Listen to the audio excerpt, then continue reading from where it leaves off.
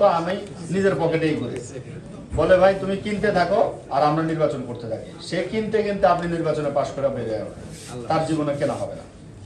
আর DC কে SP কে কেনার মতো ক্ষমতা মানে আমার মনে হয় না কারো আছে, ঠিক আছে? কারণ আমার ডিমান্ডটা এত বেশি যে এইটা আসলে ফুলফিল করা যায় না, বুঝলেন নাই? ধরেন একজনে কত টাকা দিবে, টাকাই তো দিবে নাকি, টাকা দিয়ে তো কিনতে চায়। তো আমার দরকার মনে হয় 100,000 কোটি টাকা, তার জীবনে এটা কামাইতে পারবে না, আবার দিতে পারবে না। অতএব আমি এই উদাহরণটা দেওয়ার উদ্দেশ্য হলো যে কোনো অবস্থাতেই আপনারা কোনো ধরনের কনফিউশনে ভুগবেন না যে ডিসি কে কিনে, এসপি কে কিনে, ওসি কে কিনে বা রিটার্নিং অফিসারকে কিনে হাত করে নির্বাচনে কোনো ধরনের ম্যানিপুলেট করবে। নির্বাচন ফ্রি, ফেয়ার, ক্রেডিবল হবে, এই ব্যাপারে কোনো কাউকে ছাড় দেওয়া হবে না। আমরা দেখব না কে কার ভাই, কে কার আত্মীয়, কে কোন দল থেকে আসছে, কে কোন মত থেকে আসছে। আমাদের দেখার বিষয় একটাই, সে প্রতিদ্বন্দ্বী প্রার্থী। আমার দেখার একটাই বিষয়, প্রার্থী, সে প্রতিদ্বন্দ্বী প্রার্থী, এটা একদম ক্লিয়ার। আমি আজকে আপনাদের কাছে আপিলকারী কর্তৃপক্ষ হিসেবে প্লাস নির্বাচনের সার্বিক আইন শৃঙ্খলা পরিস্থিতি নিয়ন্ত্রণ সহ কোঅর্ডিনেশন করার ক্ষেত্রে যেহেতু দায়িত্বপ্রাপ্ত জেলা প্রশাসক হিসাবে, অতএব আমি আপনাদেরকে একেবারে নির্দ্বিধায় বলতে পারি নির্বাচন ফ্রি এ ফেয়ার হবে। এই ব্যাপারে আপনাদের কোনো, আমাদের অনেকে আমরা শুনতে পাচ্ছি যে অনেক প্রার্থীরা যে ডিসি সাহেবেরা সালাম দিয়ে আসছে, ডিসি সাহেবের এখানে কিছু করার ক্ষমতা নেই। ডিসি সাহেব এই নির্বাচনে কোনো ক্ষমতাবান না, কিন্তু ডিসি সাহেব একটা জায়গায় ক্ষমতাবান, আপনারা সোজা রাখার জন্য, ঠিক আছে? কিন্তু আপনারা সহযোগিতা করার কোনো ক্ষমতা নাই, কারণ ডিসি সাহেব রিটার্নিং অফিসার না, এক।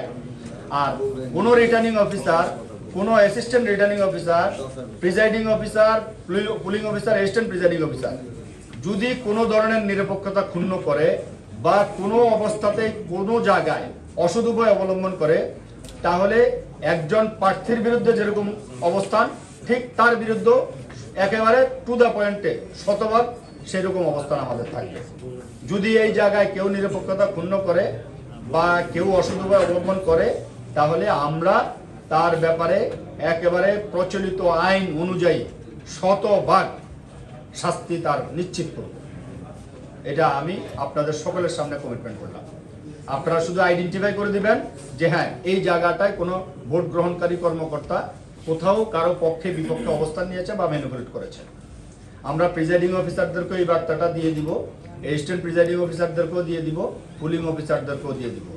অতএব আমাদের রিটার্নিং অফিসার আপনারা জানেন, একটা উপজেলার, তিনটা উপজেলার রিটার্নিং অফিসার আমাদের এডিসি জেনারেল, আরেকটার হলো জেলা নির্বাচন অফিসার, আর আরেকটা উপজেলার ফেজের থার্ড ফেজের হলো অতিরিক্ত জেলা নির্বাচন অফিসার।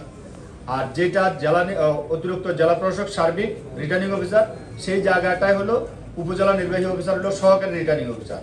আর যেই জায়গায় জেলা নির্বাচন অফিসার এবং অতিরিক্ত জেলা নির্বাচন অফিসার রিটার্নিং অফিসার, সেই জায়গায় হলো উপজেলা নির্বাচন অফিসাররা রিটার্নিং অফিসার, সহকারী রিটার্নিং অফিসার।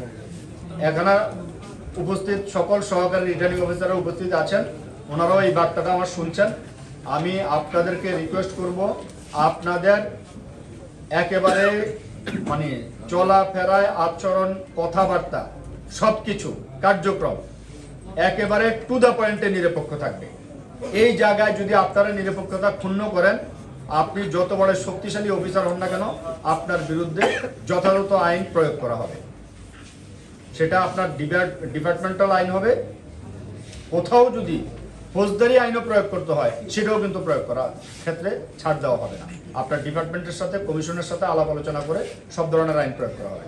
অতএব আমরা সরকারি কর্মকর্তা, আমার বিরুদ্ধে একজনে যাবে, একজনে মন খারাপ করবে, এতে আমার কিছু যায় আসে না। পারলে সে আপনাকে তদবির করে বিদায় করে দেবে, কোনো সুয়ার। আমিও তো বলি যে ভাই, আমার যদি কেউ খারাপ নাকশ হন, আপনার ক্ষমতা আছে, অবশ্যই আমি রেসপেক্ট করি আপনার ক্ষমতাকে, আপনি আমাকে বিদায় করে দেন, আমি এখান থেকে চলে যাব, সমস্যা নাই। কিন্তু আমি থাকা অবস্থায় কোনো ধরনের অনিয়ম, কোনো ধরনের নির্বাচনে ম্যানিপুলেট করা বা কোনো ধরনের পেশি শক্তি প্রয়োগ করে নির্বাচনে জয় লাভ করার চিন্তা করা, এটা করা যাবে না। এটার জন্য একেবারে জিরো টলারেন্স নীতি অবলম্বন করব। সে যত বড় শক্তিশালী হোক না কেন, আর যেই দলেরই হোক না কেন, নির্বাচন ফ্রি ফেয়ার হবে, এই ব্যাপারে কোনো ছাড় দেওয়া হবে না। এটাই হলো আমার মেসেজ। Thank you. এখন যদি আপনাদের কিছু বলার থাকে